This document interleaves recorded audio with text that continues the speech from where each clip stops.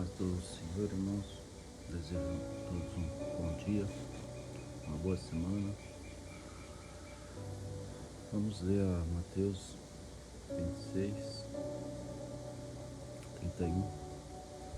Então Jesus disse-lhes: todos vós, esta noite, vós escandalizeis em mim, porque está escrito: ferirei o pastor, e as ovelhas do rebanho se dispersarão. Mas depois de eu ressuscitar, irei diante de vós para a Galiléia. Mas Pedro respondendo disse-lhe: ainda que todos se escandalizem em ti, eu nunca me escandalizei. Disse-lhe Jesus: em verdade te digo que nesta mesma noite, antes que o galo cante, 3 vezes me negará. E o que Jesus falou nessa passagem, mais para frente podemos ver que certamente aconteceu quando Jesus foi preso por traição de Judas, que levou os soldados até o local onde que Jesus estava orando, enganando também com um beijo, quando ele disse que aquele que ele beijava era Jesus Cristo, que eu acho que até o momento o soldado não conhecia. E naquele mesmo dia que Jesus foi preso para posteriormente ser crucificado, estando Pedro no pátio, na casa de Jesus foi levado para o Sinédrio. Daí, estando lá o Pedro no pátio do Sinédrio, por 3 vezes foi perguntado a ele se ele conhecia, que ele era um dos que estava com Jesus Cristo, se ele conhecia Jesus Cristo, que estava preso ali para ser condenado, para ser julgado, né, naquela hora. E a Pedro por 3 vezes negou, falando que não conhecia aquele homem. E na terceira vez que ele fala isso, o galo cantou. Uma fala que a troca de guarda, que toca uma sirene que chamava-se galo. E tem aqueles que também certifica que seria mesmo um galo que cantou naquele dia. Isso nos ensina muita coisa. Isso isso que a gente faz geralmente, ou já fez muitas vezes na nossa vida. A gente acha um absurdo Pedro ter andado com Jesus Cristo e mesmo assim ter negado ele por 3 vezes, que não conhecia aquele homem. Mas a gente faz muito disso, se a gente for perceber. Quando a gente sai na rua e às vezes nos se escondemos de debates das pessoas, falando quando elas tocam em algum assunto sobre a religiosidade, sobre Jesus. Muitas vezes a gente fingindo que não ouvimos para não entrar no debate, fingindo literalmente que não conhecemos a Jesus. Quando às vezes estamos no mercado e aparece um irmão nosso, a gente não dá o passo do Senhor, porque às vezes fica meio envergonhado, né? E isso impera, sempre teve esse sentimento. Eu não sei de onde que vem esse sentimento de negar Jesus Cristo. Eu mesmo já fiz muitas vezes isso, tempo de escola, quando perguntava que religião eu era, ele falava que não sabia, que não tinha religião. O tempo da gente era mais, de criança era mais feio,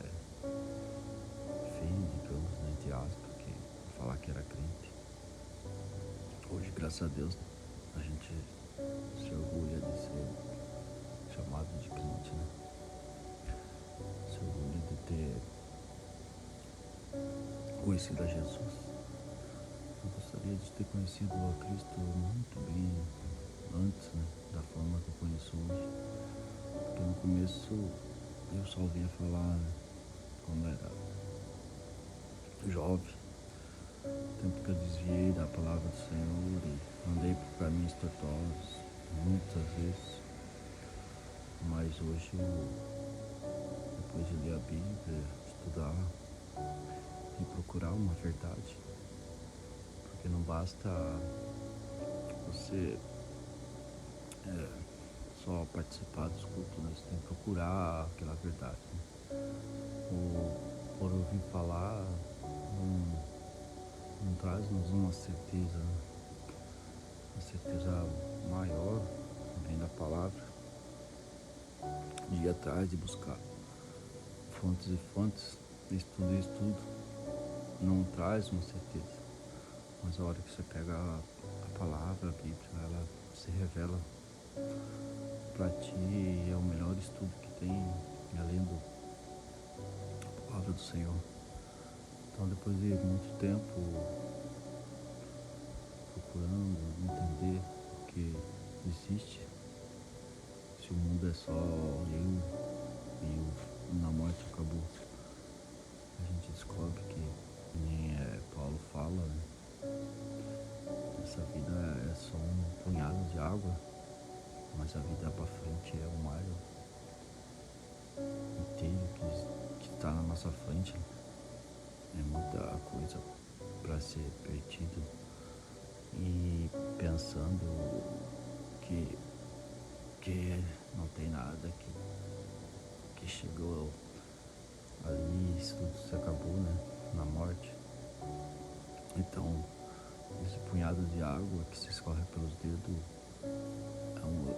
essa fração dessa vida que a gente tem, que a gente vive, e o mar todo que temos ainda para viver com Cristo é muita coisa, e é uma vida que vai ser perfeita, sem pecado, sem dor, sem tristeza. Isso está muito próximo de acontecer. Todos os sinais da vinda do meu Senhor, eles já foram todos já revelados, todos os acontecimentos que tinham que acontecer já foi acontecido. Não resta mais nada. Creio que tem algumas coisas descritas em Apocalipse, mas creio que seria para pós-arrebatamento, porque eu creio no arrebatamento da igreja. Creio que a igreja vai ser tirada da grande tribulação que há de vir, que, como Jesus disse, né, quando ouvires de guerras e rumores de guerras, isso será a dor do parto se intensificando do filho que há de nascer. E o filho nascendo seria provar, mas Jesus fala e ainda não é o fim. Por que Cristo fala que ainda não é o fim? Porque tirando o filho nascendo, tirando a igreja da terra, dessa tribulação, ainda terá mais de 7 anos de dor e sofrimento. Aí será o fim. E tem coisas terríveis para acontecer, como eu vejo no testemunho de pessoas que presenciam o pós-arrebatamento através de sonhos. São coisas terríveis que está para vir sobre a face da terra para acontecer. E nós estamos num tempo que nós não podemos mais negar a Jesus Cristo. Não podemos mais continuar se escondendo.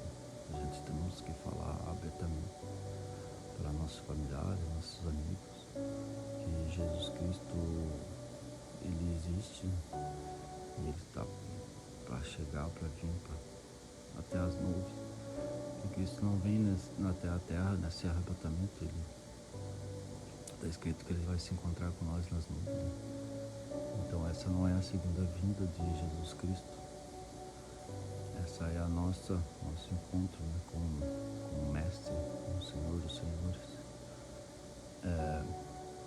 iniciar o nosso encontro com Ele nas alturas. E após 7 anos será a vinda de Jesus Cristo em forma literal, onde Ele se apoiará com seu pé no Monte das Oliveiras. E do mesmo modo que viste subindo, os discípulos ouviram, da mesma forma Ele voltará e todo olho verá, seja através da internet, seja através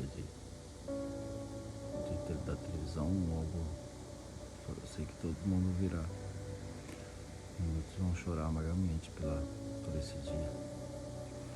Então ainda dá tempo de a gente correr atrás, estudar a palavra, aceitar Cristo como aquele que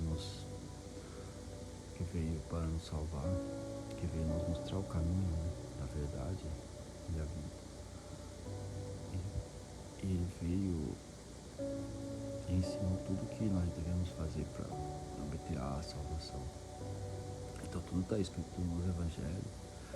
Atos dos Apóstolos ensina muito sobre como obter a salvação.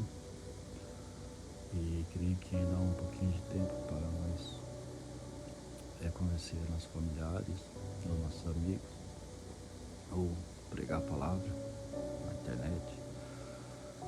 E para a honra e glória do Senhor Jesus Cristo, eu agradeço o momento de estar falando aqui.